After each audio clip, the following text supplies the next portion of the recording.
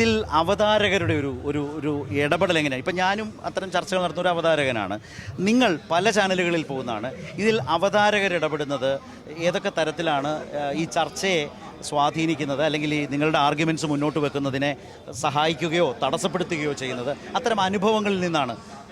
CPIM-ൻ്റെ പ്രവർത്തനത്തിൻ്റെ ഭാഗമായിട്ട് പൊതുജനങ്ങളോടും സമൂഹത്തോടും പാർട്ടി നിലപാടുകളും അതത് വിഷയങ്ങളിലെ പാർട്ടി അഭിപ്രായങ്ങളുമൊക്കെ എത്തിക്കുക എന്നുള്ളത് ഈ ചർച്ചകളിലൂടെ ഞങ്ങളൊക്കെ പൊതുവായി ചെയ്യുന്ന ഒരു കാര്യമാണ്.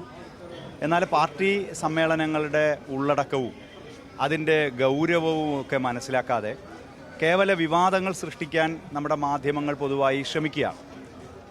അവതാരകർ തന്നെയും ചർച്ചകളിൽ ഇടപെടുന്നതിൽ മറ്റ് പ്രശ്നങ്ങളൊന്നുമില്ല. ചോദ്യങ്ങൾ ചോദിക്കുന്നതിലോ ഉപചോദ്യങ്ങൾ ചോദിക്കുന്നതിലോ ഒന്നും പ്രത്യേകിച്ച് എന്താ പ്രശ്നം? പക്ഷേ വസ്തുതകളെ ശരിയായി മനസ്സിലാക്കാതെയും വസ്തുതകളുടെ പിൻബലമില്ലാതെയും ഇടപെടുക, പിന്നെ ഞങ്ങളാണിത് നയിക്കുന്നു എന്നുള്ളതുകൊണ്ട് ആക്ഷേപിക്കുക, ഒരു പാർട്ടിയെയും ഇത്രയും ബഹുജന അടിത്തറയുള്ള ഒരു വലിയ പാർട്ടിയെ ആക്ഷേപിക്കാനുള്ള അവസരമായി ഈ ചർച്ചയെ ചില അവതാരകരെങ്കിലും, എല്ലാവരെയും പറയുന്നില്ല, ചില അവതാരകരെങ്കിലും ശ്രമിക്കുമ്പോഴാണ് വാസ്തവത്തിൽ ഞങ്ങൾക്ക് കൃത്യമായിട്ട് ഇടപെടേണ്ടി വരുന്നത്.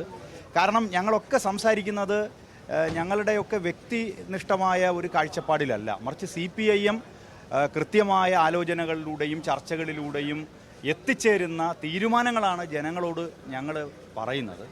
വ്യക്തിപരമായ അഭിപ്രായങ്ങളൊന്നുമല്ല ഞങ്ങൾ പറയുന്നത്. പക്ഷേ പലപ്പോഴും നമ്മുടെ മാധ്യമ അവതാരകരും ഇപ്രകാരം ചർച്ചയിൽ പങ്കെടുക്കുന്ന ആളുകളോടൊക്കെ എടുക്കുന്നൊരു സമീപനം ഒട്ടും ജനാധിപത്യപരമല്ല.